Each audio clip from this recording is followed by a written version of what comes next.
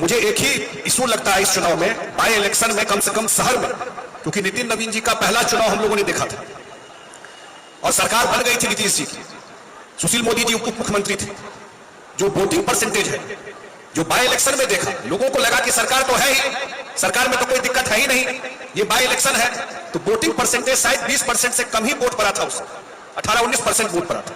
तो ये जवाबदेही ज्यादा है कि कैसे वोटिंग परसेंटेज को निश्चित हो जाकर के बैठ जाना कि ये पारंपरिक क्षेत्र है बीजेपी का और उसमें सरकार बनी हुई है सम्राट चौधरी जी के नेतृत्व में, सरकार को कोई दिक्कत नहीं है। तो वोटर किस, बहुत लोग छुट्टी लेके चले जाते हैं कि छुट्टी इलेक्शन है तो छुट्टी ले, शहर में ये चलता है और मुझे कोई दिक्कत नहीं दिखाई पड़ रहा है। लेकिन वोटर को निकालना और वोटिंग परसेंटेज जितना मुझे 2025 में जितना हुआ है कम से कम उसके बराबर या उससे ज्यादा ले जाना, ये जरूर पूरे एनडीए के सब साथियों को प्रयास करके करना चाहिए। कल हम लोगों के नेता आदरणीय नीतीश कुमार जी से भी, जो हमारे प्रत्याशी हैं अभिषेक जी, उनसे मिल करके उनसे आशीर्वाद लेकर के तब आज नॉमिनेशन करने गए। कल मिले थे नीतीश कुमार जी से जाकर के, जो हमारे प्रत्याशी हैं। और दो बात और रख करके, अब जब पटना में उतरते हैं, देश और दुनिया भर का लोग आता है, जब पटना एयरपोर्ट पे उतरता है, आप किसी से बात करके देखिए कि पटना एयरपोर्ट पे उतरने के बाद वो कैसा अनुभव करता है। पटना एयरपोर्ट से बाहर आकर के अगर कोई 5-7 साल के बाद पटना आया है, वो पटना को नहीं पहचान पाता। वो जब मरीन ड्राइव जिसको कहते हैं वो जाकर के देखता है तो पटना तो बिल्कुल बदल गया।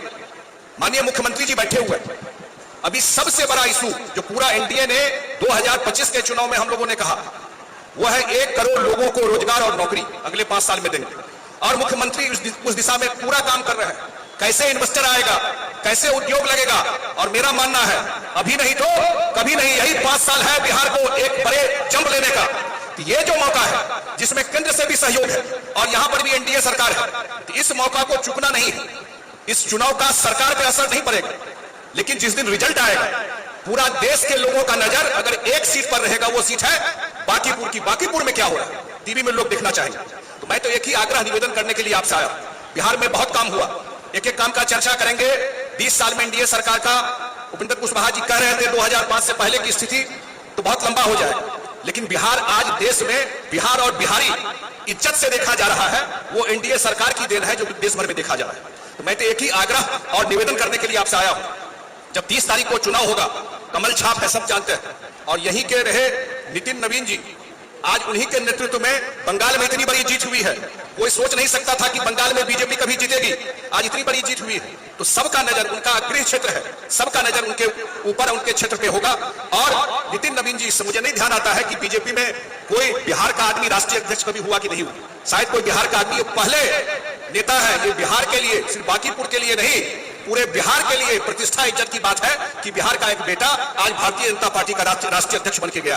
ये हम सबकी जिम्मेवारी है कि पूरा मेहनत से, और ये सिर्फ बीजेपी नहीं, पूरे एनडीए के हम 5 पार्टी चुनाव लड़े तो कोई नहीं मानता था, तो 243 में 202 सीट जीत करके आए।